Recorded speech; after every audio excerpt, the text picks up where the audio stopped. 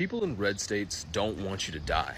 I posted that video yesterday and people were like, actually, people in red states, they were laughing at LA when it was on fire. I don't know how to tell you this. I've been in New York City for 8 years, but I'm from Louisiana.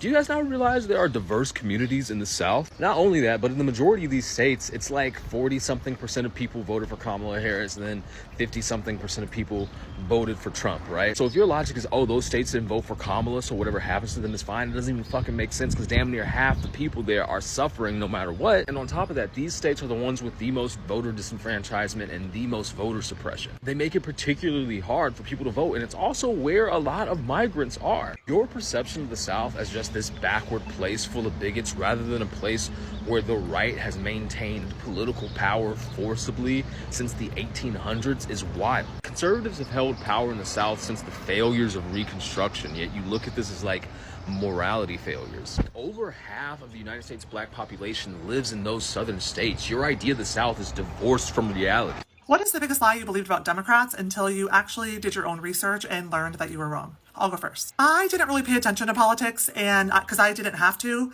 but I bought the rumblings that I heard in my conservative circles that Democrats were bad for the country because they were bad on policy, that they made everything too expensive, that they blew up the budget, that Democratic cities are running out of money and that they're filled with crime and they can't manage a budget and they can't do anything right. And it turns out it's actually the exact opposite. If you look at the data over and over and over again, Republican presidents screw over our budget and our fiscal responsibility in our country, and Democratic presidents have to clean up the mess. If you look at any metric, crime, education, healthcare, quality of life, the best states, the majority of the best states are blue and the majority of the worst states are red.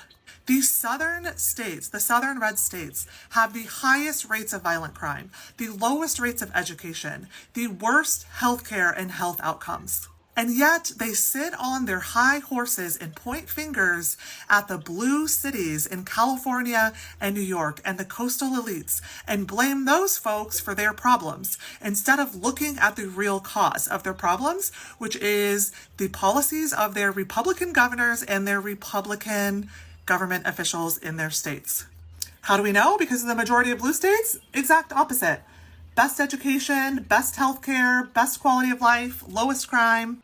And yet there is still this enduring belief in red states that blue states and Democrats are the ones that mess things up, while people in red states, the majority of them, continue to suffer as a result of their own government's choices. And now we're seeing that happen on a federal level because people decided this is going so well in the South, we should do it everywhere. And don't get it twisted. I am not saying by any measure that the Democratic Party is not also a mess right now because their leadership cannot figure out a way to get out of their own way and meet this moment in the way that it needs to be met. But historically speaking, over recent time, the most recent administrations, which are the only ones that I bothered to look at, since the Bushes and Obama and Clinton, those people on, the Democrats have done a far better job running the government than Republicans. Where does this lie that Republicans are fiscally responsible come from? Because they're not. There are a lot of things that go into red states needing to be subsidized by blue states. The states in orange are the ones that pay more in federal taxes than they receive. The darker the blue, the more money that state receives as opposed to pay. So you can see Massachusetts, New York, New Jersey, Washington, and California pay way more in federal taxes than they receive. One big reason for this is military spending. And that is why Virginia has such a big income of federal money, because it has a huge naval base, and also like Quantico. Military bases have also been expanded and relocated in red states like Florida, Georgia, and North Carolina. So that's where a lot of that federal money goes. People in red states also tend to be poorer per capita compared to people in blue states, so they receive a higher percentage of things like Medicaid or SNAP. Red states also benefited way more from the infrastructure bill from Joe Biden than blue states did, because their infrastructure is not cared for very well by their state. So they got a lot more federal funding to fix like roads, bridges, things like that. Also, farming subsidies are big in a lot of red states, especially in the plains. And red states tend to be older, like they have a more aging population than blue states do, so they're receiving bigger chunks of things like Medicare and Social Security. This is one of the reasons I always find Texas talking about seceding so funny. So much of their economy is based on federal money. Like, okay, have fun. I am so glad you're already on board with having the Department of Education send money to schools, because that's what they already do. About 10 to 15% of every school's budget comes from the Department of Education. The money is earmarked for breakfast, lunch, and snack for kids in poverty, and also special needs services for kids with disabilities. So if you know and love a kid who gets speech therapy, or a kid who gets special services at school, or has a special education class with a certified special education teacher or paraprofessional with them, that is entirely funded by federal taxes passed through the Department of Education. There's two problems with your idea that they are going to save money. Number one, the Trump administration is looking for ways to reduce costs at the federal level so they can pass those costs on to billionaires via tax cuts. They are not passing that money back to you, the taxpayer. You're not getting a check from Donald Trump for the money he saves by eliminating the Department of Education. That money is going to people who own yachts.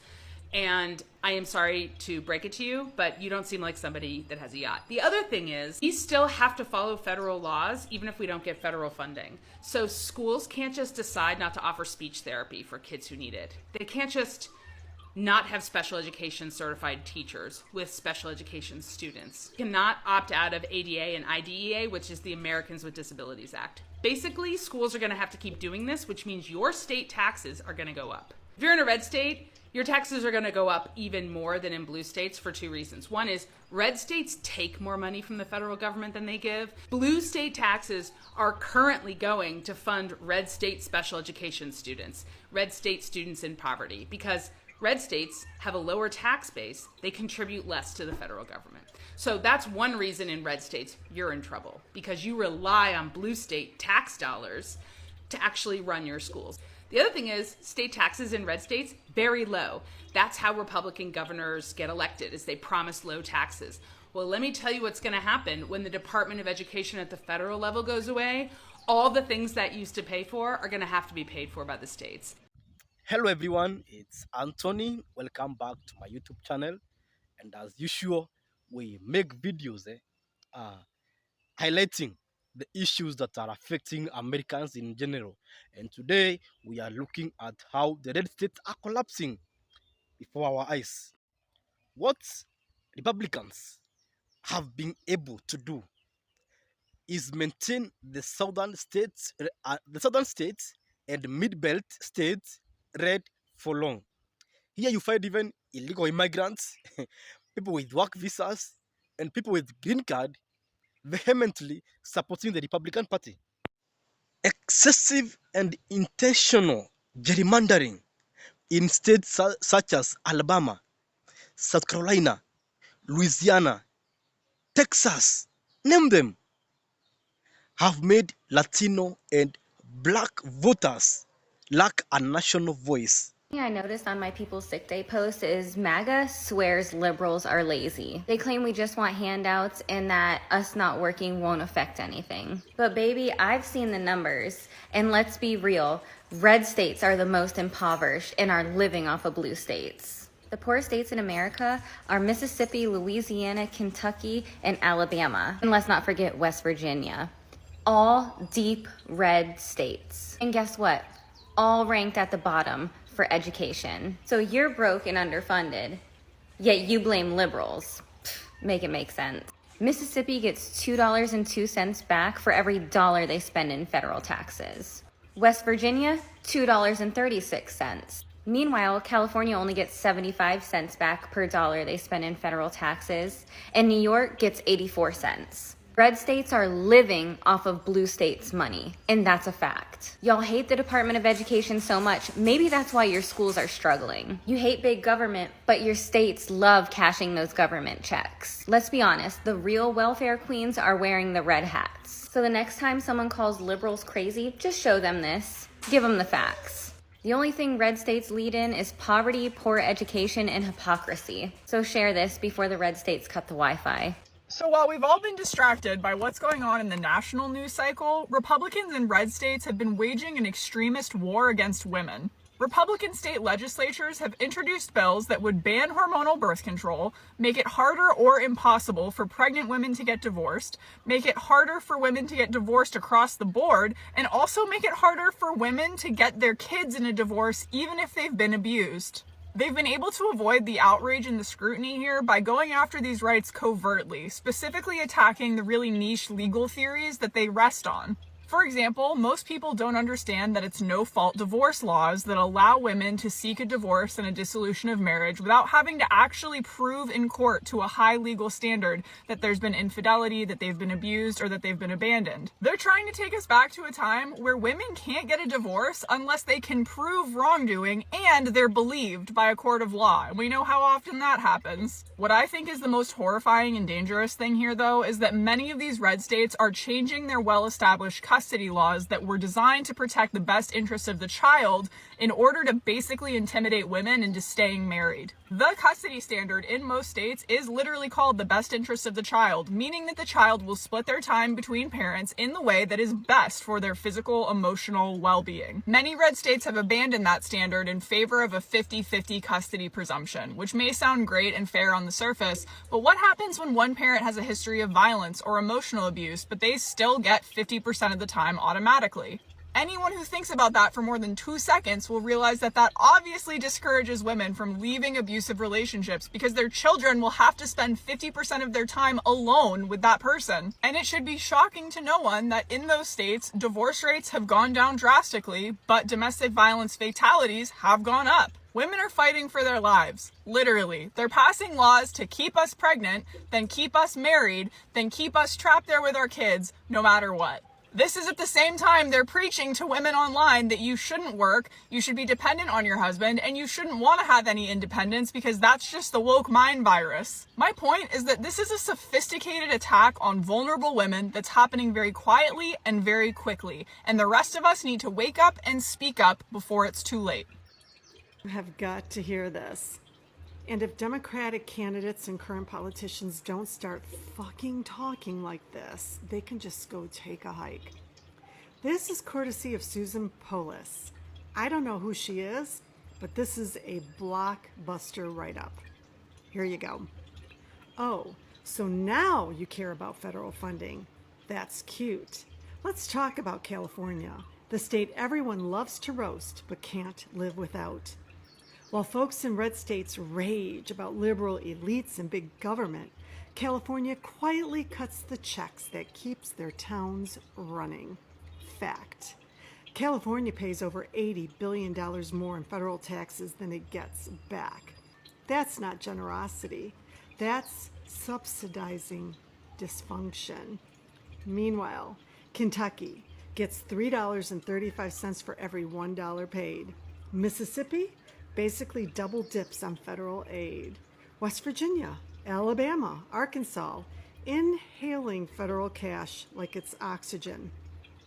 These are the same states screaming about handouts and socialism. You hate big government? Cool. Give the money back. But no. Red states cash the checks, build roads, fund hospitals, subsidize farmers, then hop on Facebook to lecture California about freedom. It's like borrowing your neighbor's Wi-Fi and calling them lazy. Now Trump wants to punish California's universities because students protested. And Gavin Newsom fires back with, maybe we stop sending our taxes to DC. And honestly, do it. Pull the plug. Let's see who survives. Because if California stopped sending money, red states would collapse in a month. Disaster relief? Sorry. Highway funding? Walk. Medicaid expansion? Never existed. Defund the freeloaders. Let's see who really believes in capitalism. You don't get to scream personal responsibility while living off someone else's wallet. You're not self-made. You're California-made. And the rent is due. America, we had a good run, almost 250 years. But now, feels like we're coming up on the season finale. We all see the political division, Republicans versus Democrats, red states versus blue states, but it's actually more complicated than that. See, every red state has specks of blue. Left-leaning cities and individuals that don't align with the politics of their home state. And while the blue state agenda usually involves higher taxes and non-traditional concepts like equality, the red state agenda can be a little more dangerous. From refusing to expand Medicaid because they know it will benefit poor people of color, to discrimination against Black women under the guise of fighting DEI, many red states and their governments are engaging in policies that directly harm not just people of color, but also the most vulnerable populations. So let's talk about it. I'm Cody D, a former journalist and an unapologetic truth teller. And I'm Corey Bradford, a history content creator. And this is Living in the Red. Our new podcast is for people who live in red states but don't agree with the red agenda. Join us for honest and nuanced discussions on what it's like to live in a state that doesn't seem to have your best interests at heart. Check out Living in the Red wherever you get your podcasts. As the Trump administration has begun utterly obliterating the small town communities that supported it, it's really easy to want to point at them and laugh and go, ha ha ha ha ha, you did that to yourselves, you idiot, you voted for this. But there's actually a historical fact that a lot of elites do not want you to know that explains what is going on here. So once upon a time, in the mid-70s, but really kind of starting in the 80s, billionaires, well, we didn't have billionaires yet, but multi-millionaires, soon-to-be billionaires, began seizing control of small rural towns and conservative areas. Because it actually turns out it's really easy to seize control of small rural conservative towns when you're a multi-millionaire. By, purchase up all the businesses, bribe the politicians, so on and so on. So over time, these billionaire elites seized control of very, very, very large swaths of red state communities. And a lot of things happened because of this. But I'm going to focus on one thing specifically, because the one biggest thing they did is they stagnated communications technology. So imagine not receiving broadband internet in your city until 2050. It was like that. Anytime a new piece of communication technology was invented, it was basically like hardline prevented from reaching these communities for as long as possible. So all of these communities had was old-fashioned communication, broadcast TV, newspapers, and the big one, radio. Sometimes there was quite literally nothing to do in these communities except for drive your truck out into the middle of nowhere with a six-pack of beer and listen to the radio. Radio, of which all the channels were controlled by billionaires and their puppets like Rush Limbaugh. Basically, what happened is these elites essentially prevented, through their ownership of the media in these areas, any outside ideas from reaching these small-town rural communities. And then they proceeded to engage in, and I mean this sincerely, a literal half-century-long coordinated propaganda campaign against all of these red conservative districts. And it utterly obliterated these people's minds. Everything makes a lot more sense once you realize that the people in these communities are the victims of billionaires. Unfortunately, victims are not always perfect people. Victims are not always rational and enlightened. And victims often defend their abusers. Because the first thing abusers install into their victims is the idea that everyone hates you, there's nowhere for you to go, you will always be a victim, and you have no choice but to stay with me. Here's the perfect example of how the Trump administration can't even keep their story straight on the state of the economy. Watch what J.D. Vance has to say, and keep in mind, Donald Trump, not long ago at all, said that inflation has been defeated and this country just no longer exists. Housing is too expensive. Groceries are too expensive. Now, I would say they're too expensive because we inherited a disastrous Biden economy and we're making progress. It's only been 8 months, but we've made a lot of progress.